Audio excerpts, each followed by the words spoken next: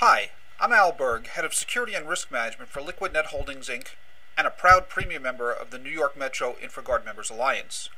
This week on the Hack Report, Internet Trust takes a major hit with the compromise of the SSL certificate system. SSL certificates are supposed to provide users with assurance that the sites that they're browsing are legitimate. When you go to your online banking website via HTTPS and see the reassuring lock in the address bar, that tells you that that site is really your bank. And it's the SSL certificate system which provides this indication. Each certificate is signed by a series of trusted authorities which vouch for its authenticity. When website owners buy an SSL certificate, the registrar from which they make the purchase is supposed to make sure that they are in fact who they say they are. For example, if I were to order a certificate for www.consolidatedamalgamated.com, the registrar would require me to provide some evidence that I was in fact representing Consolidated Amalgamated and that it was a legitimate company. Only after doing this due diligence would the signed certificate be issued, thus providing users with assurance that the sites that they're visiting are in fact legitimate. The fragility of this system for supporting trust on the Internet was spotlighted on March 15th when an attack on the SSL certificate system resulted in a number of fraudulent certs being issued for sites which millions of people use worldwide every day. The attack was detected by Jacob Appelbaum, a third-party security researcher who noticed that Mozilla and Google had pushed out some patches to the Firefox and Chrome browsers revoking the validity of a number of SSL certificates. All of the certs revoked were issued by an affiliate of Komodo, one of the certificate authorities empowered to issue these certificates. Komodo and other CAs typically subcontract the sale and verification of certificates to other companies called registration authorities or RAs. The attackers appear to have gotten access to some credentials used by one of Komodo's RAs to request new certificates once their due diligence checks were complete.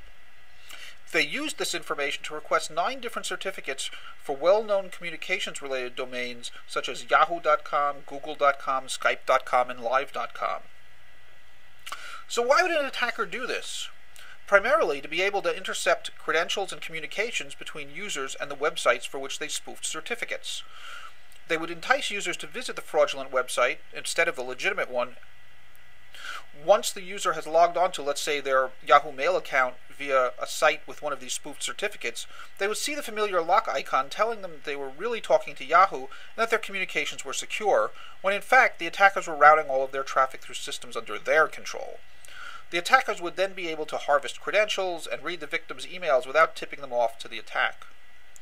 The attackers in this case also registered a certificate for addons.mozilla.com, which would have allowed them to trick users into installing malicious browser extensions for Firefox.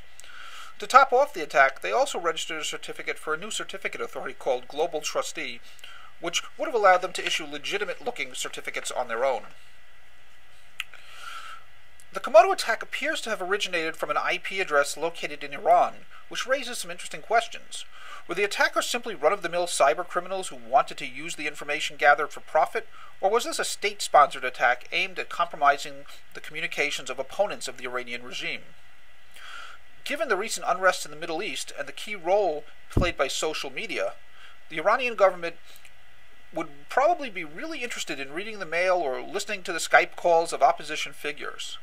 Of course, the attackers might have been located somewhere else and used Iranian proxy systems to make the attacks look like they were coming from Iran. The attack points out a number of issues with the current SSL web of trust. First, the delegated nature of the system means that it's only as strong as the weakest link, in this case, the security of the registration authorities. Second, the mechanism for revoking certificates has some serious drawbacks. There are basically 2 ways for registrars to let users' browsers know that certificates are invalid. One method is called certificate revocation lists, and the other is called online certificate status protocol. In theory, browsers use these protocols to check the validity of each certificate they receive, in theory. In reality, in their default configurations, browsers will allow certificates to be used even if they are unable to get certificate status for them. This is a fail-open situation.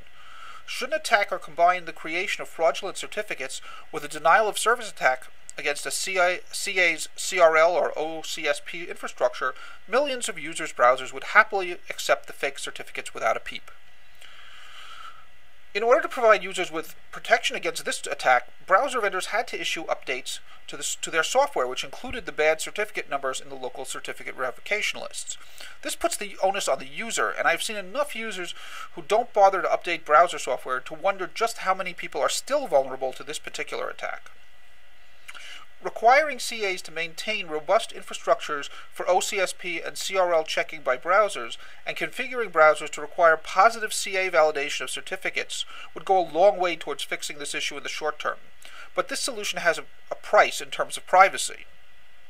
As a result of their certificate checking functions, CAs would become able to track the web browsing habits of millions of Internet users. Such a fix would also require a significant investment in infrastructure by the CAs, which could lead to higher prices for certificates. The Internet was a very different animal when SSL was invented. Today's Internet is at the core of economic and social life, and it needs to be protected in a way which is in line with that role. Hopefully, this incident will spur development of a new, more robust trust infrastructure for the Internet. You can find a transcript of this week's hack report, as well as links to detailed analysis of the Komodo hack on my blog at www.paranoidpros.com. Thanks.